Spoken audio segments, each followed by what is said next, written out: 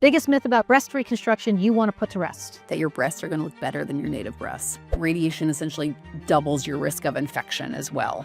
Even if it was 20 plus years ago, is still there. I am so thrilled to have Dr. Merisa Piper from UCSF. She's authored 25 papers, edits the breast section of Annals of Plastic Surgery, and is actively researching capsular, contracture, and the breast microbiome. You would ask me like what I would do. I still think I would choose this route. I personally would go flat. There are 3 things with implants that I need to drive home anytime I see a patient. Number 1 is they're a foreign body, and so they are at risk for. Welcome back to Kicking Cancer's Ass, the podcast that's rewriting cancer's story and putting you back in control. I'm Joelle Kaufman, and today we're talking about reconstruction, decision many women make based on fear instead of facts. And I am so thrilled to have my own reconstructive surgeon, who I call a reconstructive artist, Dr. Merisa Piper from UCSF. Let me brag about her a second. Dr. Merisa Piper is at UCSF, and she practices 100% reconstructive microsurgery for cancer patients and is an expert in every method of reconstruction: implants, deep flaps, other autologous options, which I'm going to ask her about, even going flat. And she's not selling one approach. She's authored 25 papers, edits the breast section of Annals of Plastic Surgery, and is actively researching capsular, contracture, and the breast microbiome. So I'm thrilled to have her on here. And Merisa, welcome to Kicking Cancer's Ass. Thank you so much. I'm honored to be here. Awesome. So let's jump in. When a woman hears that either she should have a mastectomy or a mastectomy is an option and she wants to talk about reconstruction, it seems that there's a lot of fear and emotions that come up in this about, the recovery, the fear of what will I look like. The whole story seems to get muddled by the fear, and they're not even asking about long-term outcomes or complications or anything like that. So what do you see in those conversations, and what do you suggest people do to prepare when they're going to have that first conversation with a reconstructive surgeon? Yeah, I think when someone hears the cancer diagnosis, people become very focused on the short term, like getting the cancer out and moving on with their lives and going to the next step. And it's hard to imagine what your life is going to be like 5 years out, 10 years out, 20 years out. And so most women are just thinking, I want to do the simplest thing to be able to move past this. And when I meet them, I try to explain that they will get past it. And you have to kind of like think beyond this initial fear state and imagine what your life is going to be like once you're past the cancer diagnosis, past the cancer treatment. I think that bringing someone with you or multiple people with you to appointments who can hear what your doctor is saying, when we're having these conversations, like maybe 10-15% is actually retained. And so what you hear are maybe like a couple percentages or recovery times, and you can't really get beyond that. And so I think having other people with you at your appointments who can listen, who aren't in that same kind of like fear survival state, is helpful. And then I think talking with other patients, who are on the other side, is actually incredibly helpful. I think that's right. I also have recently, with the advent of AI, said, I don't want you to ask AI about what you should do medically. That's a bad idea. But there are transcript makers, and it is really helpful to be able to say, what did they say? What was that? How many drains? What's the story? Because I think when you're the patient, it almost is like we're in the Peanuts cartoon from when I was a kid, and the adults speak as wah, wah, wah, wah, wah, wah, surgery, wah, wah, wah, drains, right? And so I think bringing somebody is great advice, and putting your questions down on paper in advance can probably help people a lot. And I honestly think like recording, which not every person allows, not every institution allows, but being able to record the conversation and then listen to it again and again. And you pick out new things every time you hear the conversation. And so you can interpret the same thing various ways, like depending on your state of mind. Exactly. Well, and when you record and get a transcript, you can even share that, if you choose, with other members of the family who may also have questions, because sometimes repeating it over and over again doesn't necessarily make you feel better. Awesome. So let's talk about implants, because that seems to be the most common path people take, right? Is it the most common path, and why do people choose it? Yeah, for sure. I mean, implants, if you look at the total, out of 100 women who have a mastectomy and undergo reconstruction, about 75% undergo implant based. And the reason why implant based is so popular is that really any plastic surgeon can do it. You don't have to have specialized training. You can do it in an outpatient setting, so you don't require hospital privileges. And so that just makes it much more available to many more plastic surgeons and therefore many more patients. The other main reason why is because in order to reconstruct your breast with implants, you aren't taking from any other part of your body. So there's no other surgical site that has to heal. And for many women, they're really scared about having a cut somewhere else, especially having a cut somewhere else in addition to recovering from their breast. They just feel like those two kind of separate areas they don't want to deal with. And so that's what I think pushes a lot of women towards implant based reconstruction. And implants are great. I mean, they're great for that reason. It is a relatively easier surgery. The recovery is relatively shorter. There's a little bit more variability with the size. Like if someone is very small breasted and wants to be much larger breasted, they might have that as an option. But I mean, implants also have a lot of problems and a lot of issues. So let's talk about that. The long term, or the what are the considerations after you're like, well, that sounds good. Faster recovery, anyone can do it. Outpatient, yeah, that sounds great. So, what are the other things people should know that are on the other hand? Yeah, well, I always say there are 3 things with implants that I need to drive home anytime I see a patient. Number 1 is they're a foreign body, and so they are at risk for infection, and that risk for infection never goes away, okay?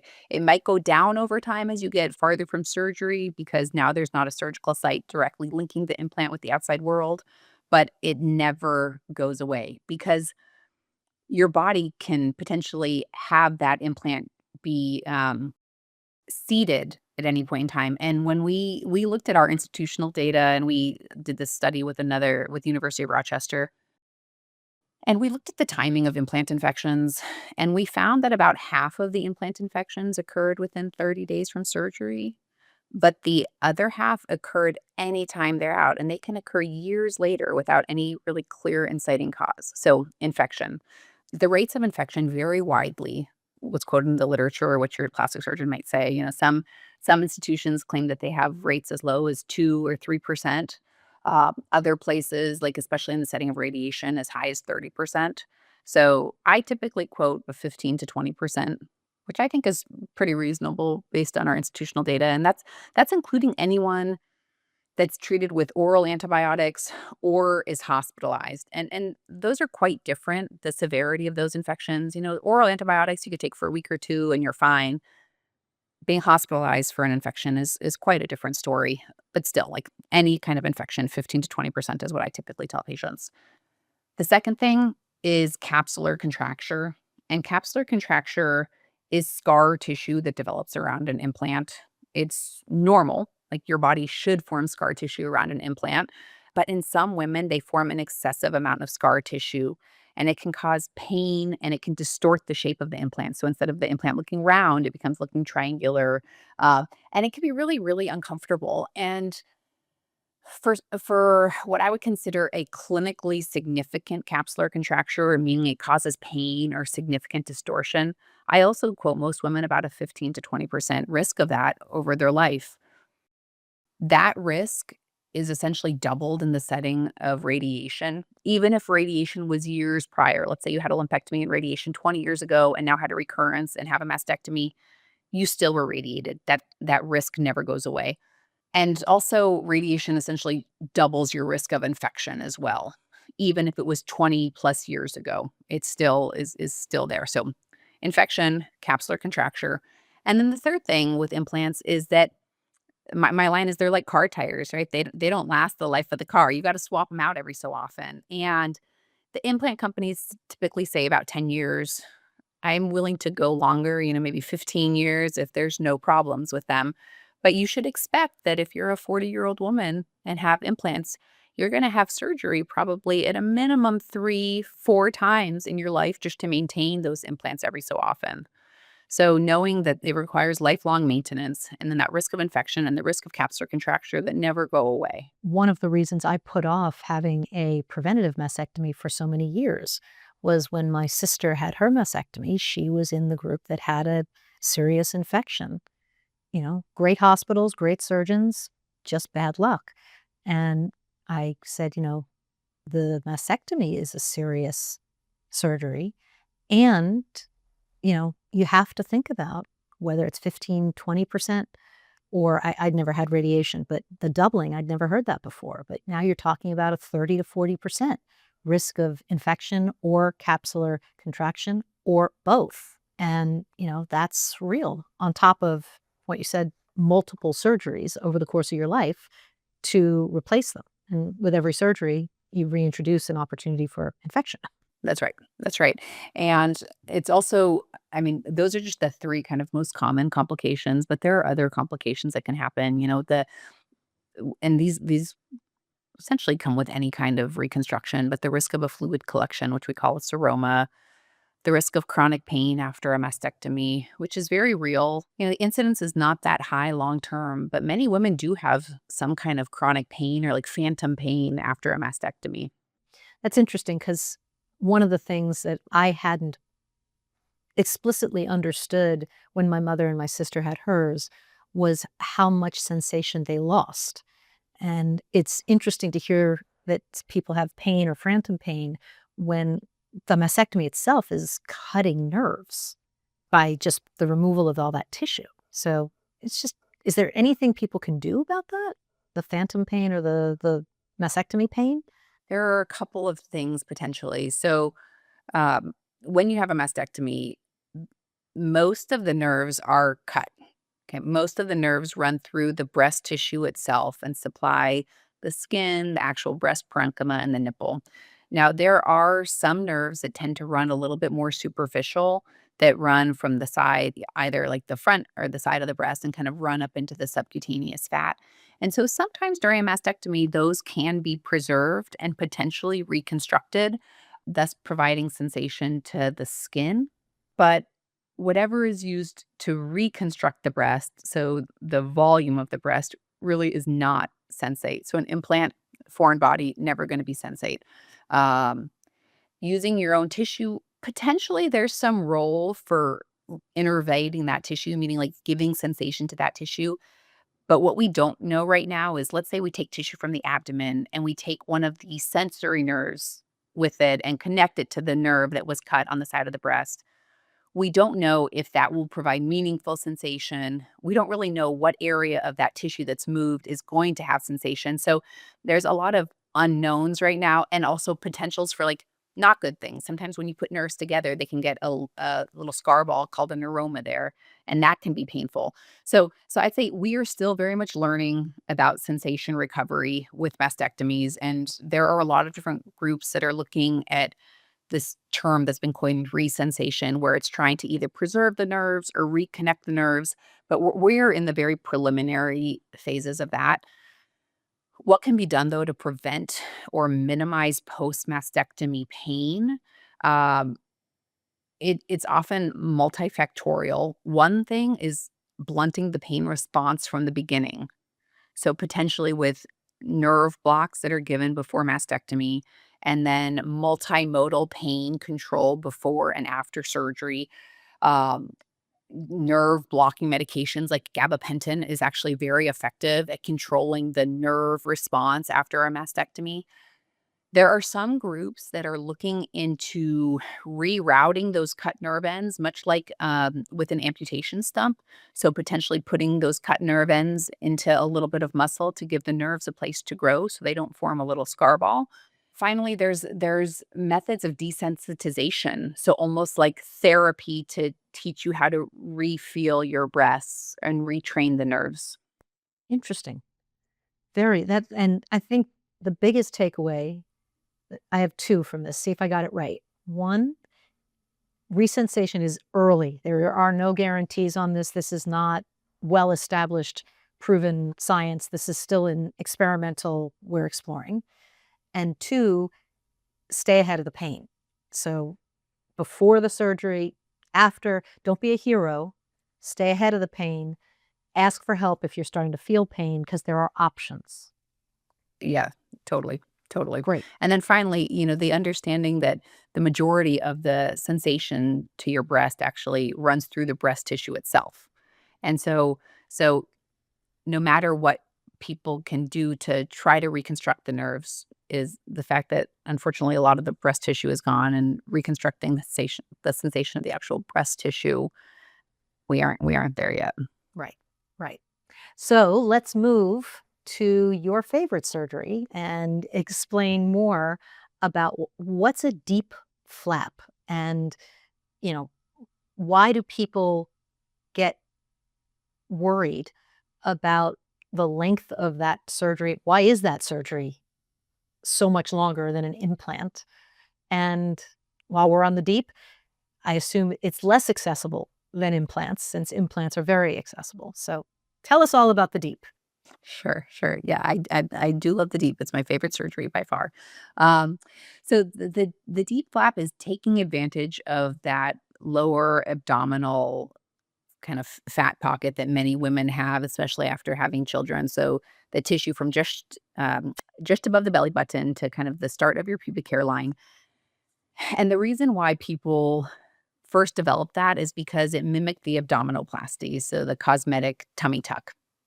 And when plastic surgeons were initially looking at breast reconstruction options, initially people were using the entire rectus, which was a very morbid operation, taking all the muscle and the skin and the fat to build a breast. And as plastic surgeons became more skilled and learned about what's called perforators are those little teeny blood vessels that come off of a major blood vessel that supply the skin and subcutaneous fat. They applied those principles to the cosmetic abdominoplasty and the free rectus, and instead said, well, we can kind of make the same incisions as for an abdominoplasty.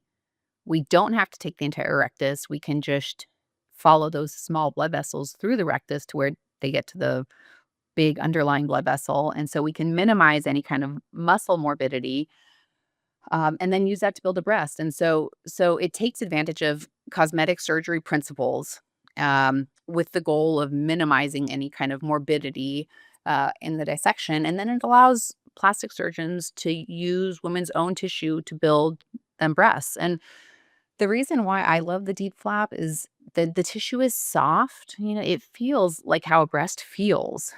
The shape of it really mimics a breast shape really well. The majority of the breast tissue kind of falls in line with the nipple and below, and less breast tissue is above the nipple. When you have an implant, it's round, so the distribution is not as similar to a native breast as a deep flap. It's warm. That's a big thing that people don't think about with implants is when implants are always kind of cool, and they don't change as much with the ambient temperature. They're always kind of cool. Versus a flap is warm. And so I think because it's warm, you can eventually kind of forget, that it's something distinct or separate, versus an implant that always stays cool. It's always a reminder that you've had surgery there. And then finally, I think it gives us the opportunity to restructure a woman's abdominal wall, which can be really valuable after having kids. I think many plastic surgeons now, they aren't just taking the skin and the fat and closing women. They're doing a lot of other maneuvers that mimic cosmetic surgery procedures to make patients look really good afterwards. So repairing what's called rectus diastasis. Rectus diastasis is where your rectus muscles separate after childbirth. Well, now many microsurgeons, they're doing these cosmetic surgery procedures where we're actually putting the rectus muscles back together to give their abdomen a better contour. We work on lowering the abdominal incision so that it's not this high scar that's really visible, but rather a low scar that can hide in your swimsuit.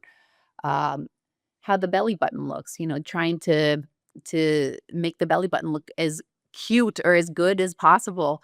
Uh, so really trying to give a very cosmetic outcome in addition to a more functional outcome. Yeah, I mean, I I went from thinking about prophylactic, but always saying, "I'm gonna do the deep." I had 3 kids, I had a little extra, and I said, "This seems to make sense," mostly because I didn't want the infections that my sister had and the foreign body. I didn't even think about the temperature, and the idea that as you gain and lose weight, when you do the deep, your breasts actually change with you, which is very natural. So, what are the complications and the concerns, the long term prognosis for people who do the deep? For sure. And also you had asked about just the duration of surgery and kind of like why does it take so long? So what I tell people with the deep, the complications, the most feared complication is that for some reason it's not going to work. Either the blood flow going into the flap is not going to work or the blood flow going out and you'll have to throw the flap away. And we would call that a total flap loss. But the risk of an actual total flap loss is less than 1% in a healthy person. So it's actually that most feared complication is actually a very low complication risk. The most common complication that I see with the deep flap by far is delayed wound healing, meaning that initially when you come out of surgery, all of your incisions look perfect and in a line. But usually 2, 3 weeks later, incisions start opening up. Maybe you have a little hole somewhere. Maybe you need to do some wound care for a while. And that's actually pretty common. The deep flap, it's a big stress to your body in that your body has to recover in multiple different sites. And sometimes your body just can't do that perfectly.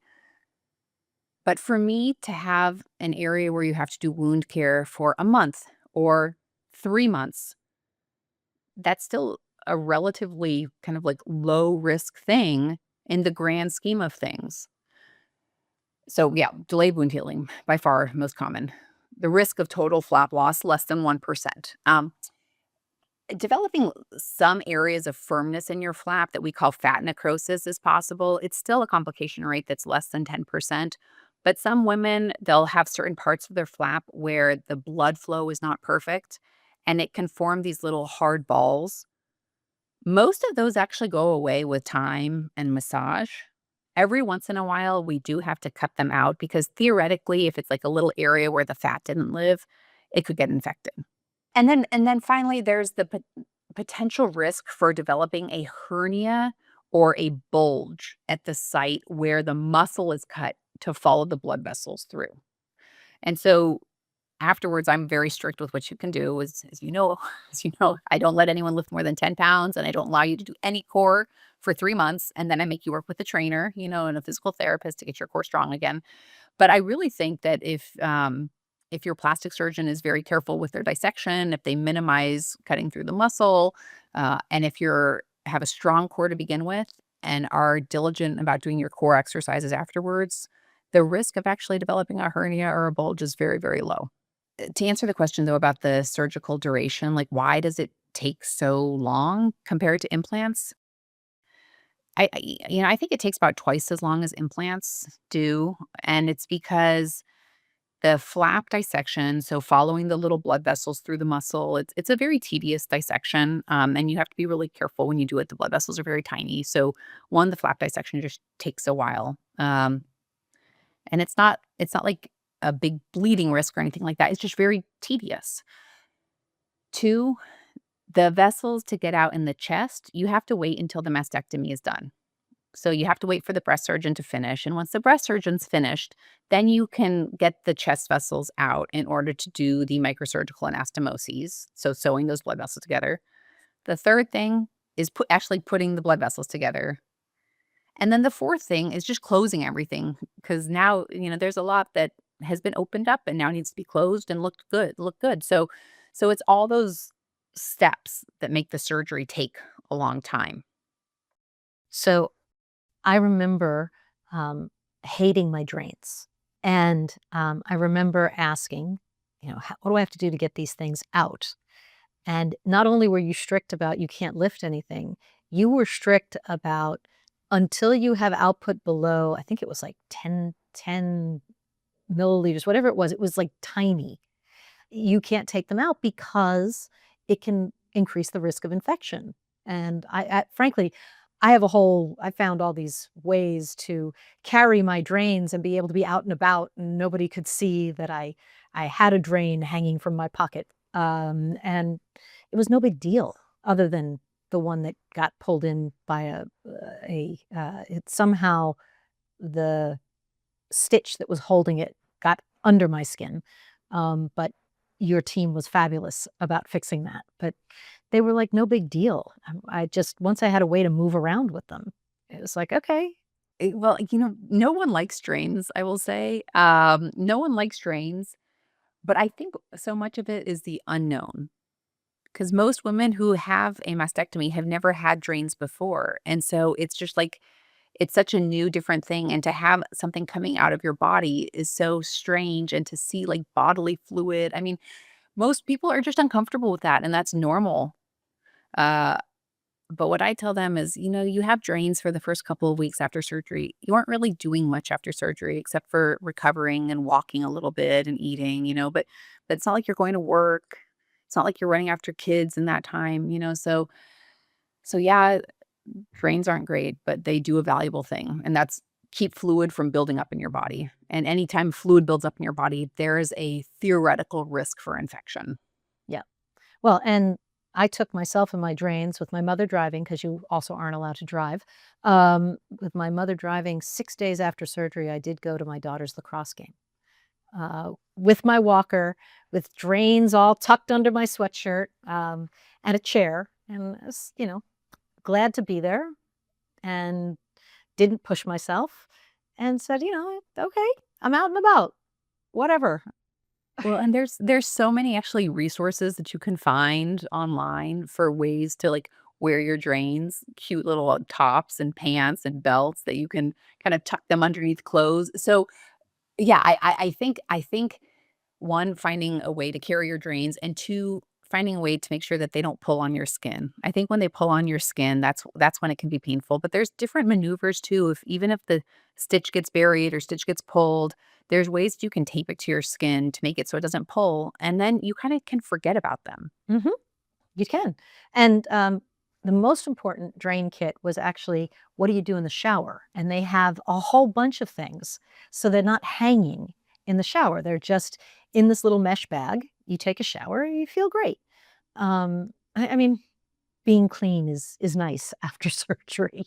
Oh, and I actually think that's like a common misconception that if you have surgery, you can't shower, or you can't shower when you have drains in, and absolutely not. Like, and I make women shower before they leave the I hospital because I feel like remember. that's such a barrier. It's such a fear thing. But once you shower and you realize it's doable and it feels good, then it's like, oh, it's gonna be okay. Yeah, well, and then other than optional revisions, if you want something to look a little different or what have you, it's kind of one and done. Like, you don't have to go back in and mess with this.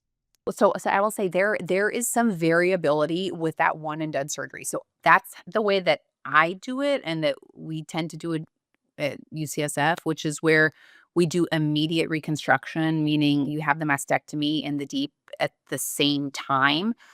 That is not the case everywhere. Some places will put in a tissue expander, and then the plastic surgeon will come back 2 weeks later, 3 weeks later, 3 months, 6 months later, and do the reconstruction. And I'd say there's no one way that is right or the gold standard. It's different opinions. I can tell you why I do immediate if you want. Sure. Yeah, I'd love to. I think psychologically it's gotta be a lot easier. Well, that is my thought, and that is something that's like very hard to show um, in a research study. But to me, I think that going to sleep with the breast and waking up with the breast does something for you psychologically that is very powerful. I think it's really hard to go to sleep, wake up with a tissue expander, or wake up flat, have to live like that for an extended period of time, have to have another surgery. I think that's just a lot more traumatizing, but it's hard to quantify that because it would be very unusual for a woman to experience two different ways, you know?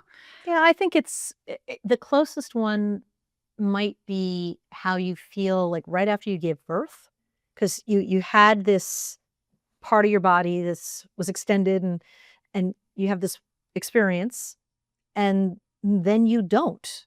And, Mhm. you're excited about the baby, but your body's different, and you're trying to adjust to, "This is weird." And it's not as traumatizing by any stretch as and it was cancer, and we just had to lop something off my body. Yeah, yeah, and I think that's I mean, there's such a loss that women feel after having a mastectomy. I mean, there's, like, a loss, there's a grieving period, Mhm, mhm. and I do think that having immediate reconstruction can really help with that transition. There's another moment, that you probably don't hear about because it doesn't happen in the hospital, but, you go home with the bandages, and it's at home that you ultimately will take off the bandages, and I remember feeling really nervous, and, my mental health-wise, I'm pretty level. I call myself, like, the least traumatized cancer patient, breast cancer patient, like, on the planet. It helps when you have 43 years to anticipate it. And so but I remember being really anxious, like, "Okay, it's time to take these off, and I'm gonna see what I look like." And, you know, it won't be the same exact thing as I looked like before. I mean, at a minimum, there's scars. And in that moment, when I took it off and I was like, "Okay, I mean, I can see how it's gonna look," and I think you had told me, "It's gonna take 12 months for everything to settle." So, whatever you see, like, just give yourself some time. Give your body time. It's gonna take a while. But I also then started learning about, kintsugi. Are you familiar with kintsugi? Yeah. Okay. So, you can share this with any of your patients if you want. Kintsugi is the Japanese art of beauty from brokenness. It's the idea of you take a piece of pottery, you break it, you reconstruct it, and you use gold epoxy and food safe epoxy with gold. You could use platinum, you could use all kinds of things, but you end up making a piece of art. And that art is the bowl again, but the bowl has lines and veins, but they're beautiful. And I decided that I was going to think of my body as a work of kintsugi that you created. And, the scars fade, they go away, but it helped to think of it that way, to say, like, there can be beauty after brokenness. It can be a sign of what you have overcome, your strength, your future, um, because you grieve what you've lost, and that's normal, but you can also embrace what you've got. Yeah, no, that is it's a very special way of thinking about it. I think a lot of women see the scars and they panic and they think how their body's different. And a lot of the discussions that I have with patients afterwards is your body's different, but your body's beautiful and your body's you, you know? It's you. It's just you having gone through cancer or having gone through a huge surgery. For $25 on Amazon, there are kintsugi kits. You could literally but, like, we got so into it at my family. Like, I did one, and I do it when I do talks. I bring a little tiny kintsugi bowl that I made to show people. But for when my youngest graduated high school and was going to college, the way we memorialized it is we bought an expensive kintsugi kit, and together we made a bowl back to show that our family has changed, but we'll still be together. So it's just we don't choose cancer. Right, yes, you could choose a mastectomy or a lumpectomy if that is a choice for you. That wasn't a choice for me, and it may not be a choice for everyone.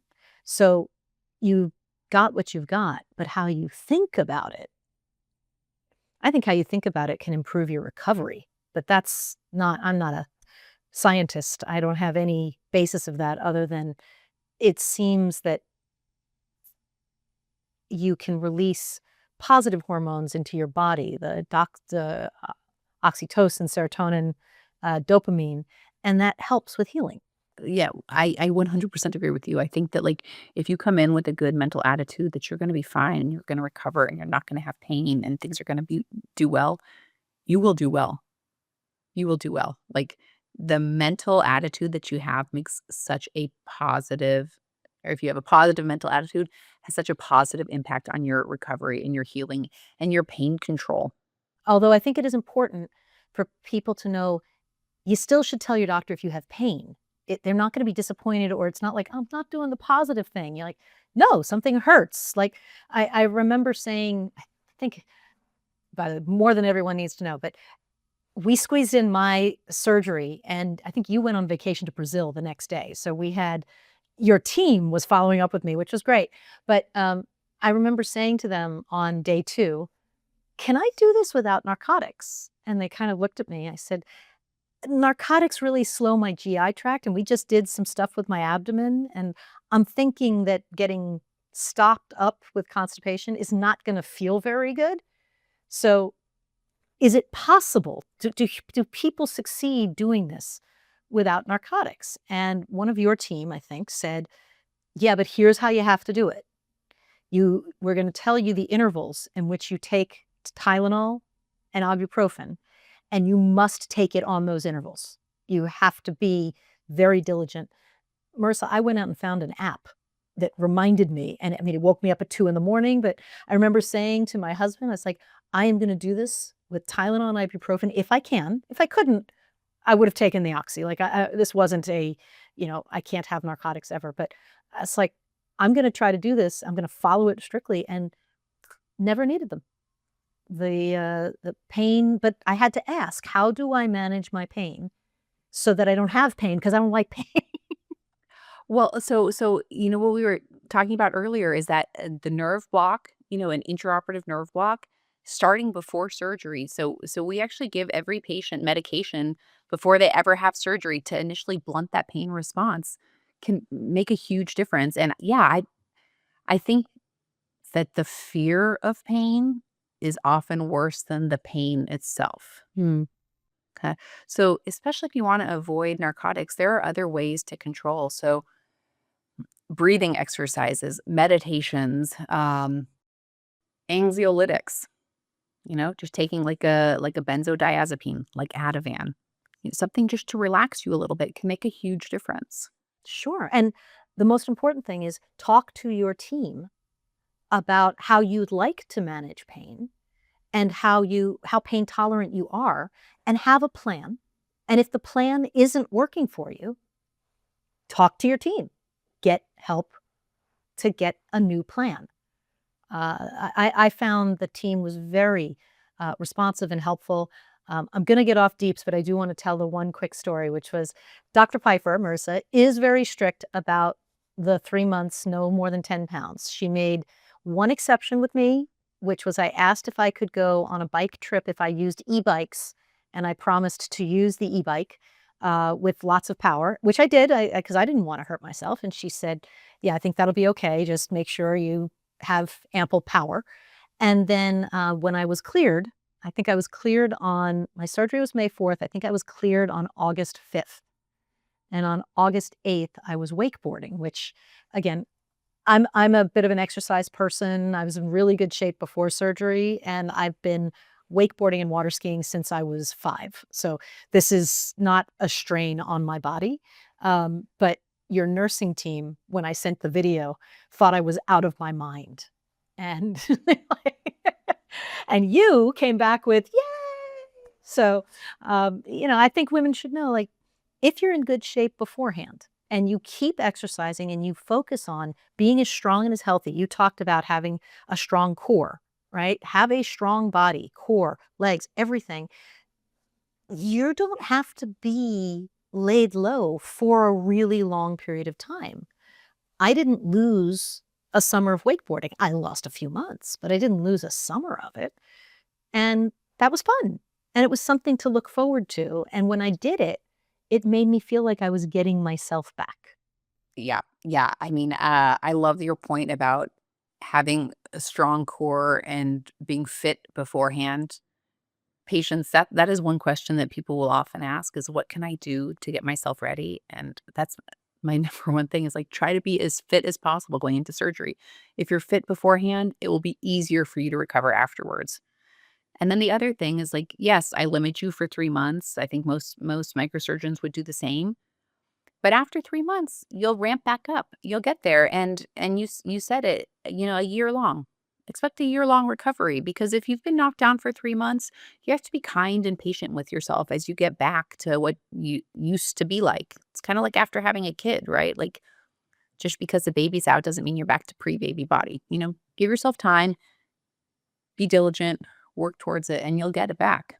Exactly. Well, and on the exercise thing, if you're in the group of people who've been diagnosed and they tell you you need neoadjuvant chemotherapy, which means you're going to have chemo before surgery, that chemo is going to be 8, 12, 16 weeks, 18 weeks, whatever it is. If you're not in great shape, use the time to eat. And by the way, it'll improve your response to chemo. There's studies coming out all about you get a better response to chemo if you're exercising 150 minutes a week. It improves your recovery, and it will make your period of time being laid down, less. So use the time to get yourself as strong as possible. It's not a great idea to say to you, "Oh, we're having surgery next week. What can I do to get in shape?" Like, nothing. We're at a week. Totally, exactly. It's a lifelong goal, it's a lifelong goal. And often, actually, this surgery can sometimes trigger that because it's a new you, it's a new you body, but it's a body that's, like, kind of put back together in a tighter way, a tighter, firmer way, and it can often be really motivating. And I've had a lot of women lose a lot of weight after having this surgery because they feel good about themselves and how their belly looks now, and, having kicked cancer, I yeah, love it's how like I a look. good it's a I new l lease. I love how I look. Yeah, I love how I look, and my workout partner keeps threatening to bounce quarters off my lower abdomen. She's like, "How tight did Dr. Piper make it? Does it bounce?" It's like, "Go away. Take your coins and go away." All right, let's talk about a different choice. There are people who choose to go flat, or they make other choices, and I don't know that we talk about that a lot, but I know that that is something you do as well. So, you know, what happens? Or if people are having a lot of trouble with implants and, they've got to look at another choice. Tell us a little bit about those options. Well, going flat, I think, is a great choice for the right person. Um, and going flat can mean a variety of different things. For some women, it means trying to make their chest as smooth as possible. For other women, especially if you have larger breasts, we potentially can save some of your subcutaneous fat and almost fold the tissue on itself to give you a small breast mound. We call that a Goldilocks technique. Um, but it's the idea that you don't need a lot, um, and you don't want to deal with the hassle of undergoing a bigger reconstruction. So you don't want to deal with the complication with implants. You don't want to have to deal with the recovery of a deep flap. And you choose to go flat afterwards. And going flat, some women choose to wear a prosthesis, some women don't. But what I tell women is that if you want the quickest recovery, the lowest complication rate, going flat is a great option. And even if you go flat, it doesn't mean you can't have reconstruction later. I think that is a big fear for some women.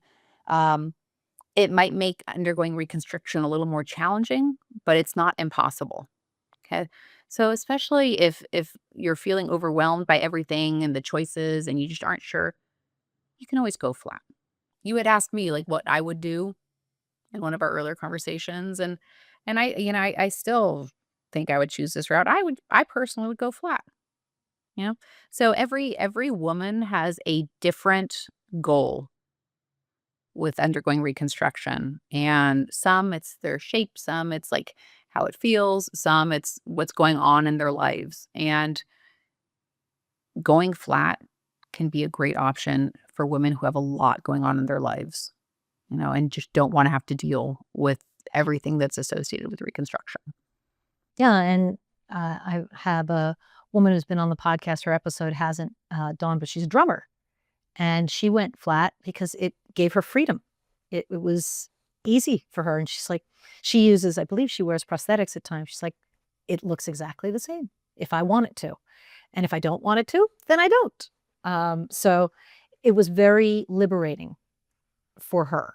The cancer wasn't. She would have chosen not to do that, but given that's not a choice, I think going flat was a very powerful, powerful choice for her. So if a woman's about to sit down with someone like you and she's scared, overwhelmed, she's brought someone with her, she's going to record or transcribe, but what are the questions you think she should come in and ask?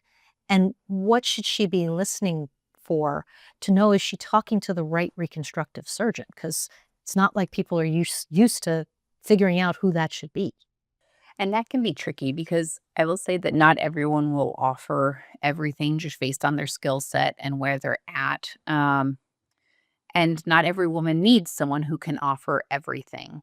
But I think you have to have a connection with the person who's doing your reconstruction because they have to understand what your goals are. And I will tell you that, you know, beauty is in the eye of the beholder, right? And not everyone has the same aesthetic, but you have to be able to have that communication between your reconstructive surgeon and you know, where you guys are on the same page, even if maybe you don't see eye to eye, but as long as your reconstructive surgeon understands what you want.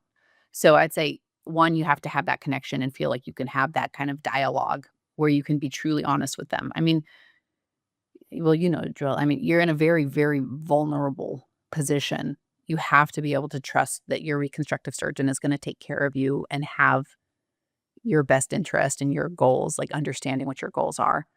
I think coming into the conversation, just really trying to understand what your options are is important. And then for the reconstructive surgeon, for them to understand what's most important to you. Because for some women, like what I was saying earlier, for some women, it's about giving them breasts as similar to their current breasts. Others say, you know what, I really don't want to be this big. Like I have 3 kids at home. I just want to get back to my life. Then maybe they would guide their responses differently or say, you know what, I just need this chapter of my life to be done and I'm going to recover no matter what. You know, then maybe they're a better person for autologous. So I think for the patient, trying to really ask yourself what do your breasts mean to you? What do you want to get out of reconstruction? And try to have that goal in mind before you meet your plastic surgeon. That's awesome. And I don't I don't think I asked this, but I've talked to people, particularly women of color, who can't find pictures. Do people often ask you to show them pictures, or are people using AI to say, what will I look like? What could I look like afterwards? Like, how do you imagine? Again, I have family members, so I had a pretty easy way to conceptualize what it might look like because I am related to them. Initially, I was showing pictures that of patients who I could remember who I thought would be similar, and I would try to show something like that. Now we've set up a little bit more of a formal PowerPoint where we have any new patient first meet with our nurse practitioner and review a PowerPoint of various different surgeries, including complications, you know, photos of what the complications look like to have a good idea, a good baseline foundation before meeting with the plastic surgeon. I think pictures are incredibly valuable. And I think if your surgeon doesn't show you pictures or isn't willing to show you pictures, that's a little bit of a red flag. You know, I think it's important to see the good and the bad of the reconstruction. And for example, with implants, they have a lot of rippling. And I don't think any women really know what rippling is unless they've seen someone who has rippling. And so being able to show photos, this is what rippling looks like. This is what you should expect to see afterwards. For a deep flap, this is what the scar looks like. This is what it might look like if you have some delayed wound healing. Kind of having just being able to visualize it is very different than hearing about it. I think that's very true. And again, we're not medical professionals. We're just trying to understand this brave new world that we found ourselves thrust into. So, when I was talking to Michelle, and her surgeon had pictures, but they didn't have pictures of uh, heavily melanated women. And there's different reconstruction, different scarring potential, and so I think it's great trying to give people a sense of, here's what the pictures are, and here's the good and the bad, and a little bit more of what you might expect. So I think that's great. Let's jump into the rapid fire. So these are quick. Here we go. Perfect. Yeah. Biggest myth about breast reconstruction you want to put to rest? That your breasts are gonna look better than your native breasts. Not going to happen. All right. One thing every woman should do before her reconstruction consultation. Take photos of your own breasts. I call you an artist, and I say my body was your canvas. What do you think your best work looks like? Are you a Michelangelo, a Da Vinci, more Picasso? Well, I mean, I love Picasso, but hopefully my work never looks like a Picasso. Um, I think it's just so variable because every canvas is different, right? Like every woman's body is different and what they want is different. So every body is like a kind of like a different thing. Some women are much more voluptuous, much curvier. They have a very different look. Some women are like straight up and down and incredibly thin. And so I think that recognizing that every body is different and trying to make every body beautiful in its own way. Beautiful. All right, last question. What is your advice for someone looking to kick cancer's ass? Find some friends. Love it. Okay, stay positive. So I am so thankful that you were my surgeon. I referred to you when my sister had a second primary, that you were the gift to fix a bunch of things, which took on as a mission. And we're just very lucky. I hope that if people are listening and they are facing these kinds of decisions, that they can find a surgeon that they trust who does want each body to be beautiful in the way that the patient conceives of it. So with that, we'll have great links in the show notes. And remember, you never choose the pitch, but you always choose the swing. I'm Joelle Kaufman. Please share this episode. Please subscribe. And let's get people facts before they make a decision. Until next week, keep kicking cancer's ass. Thanks, Joelle.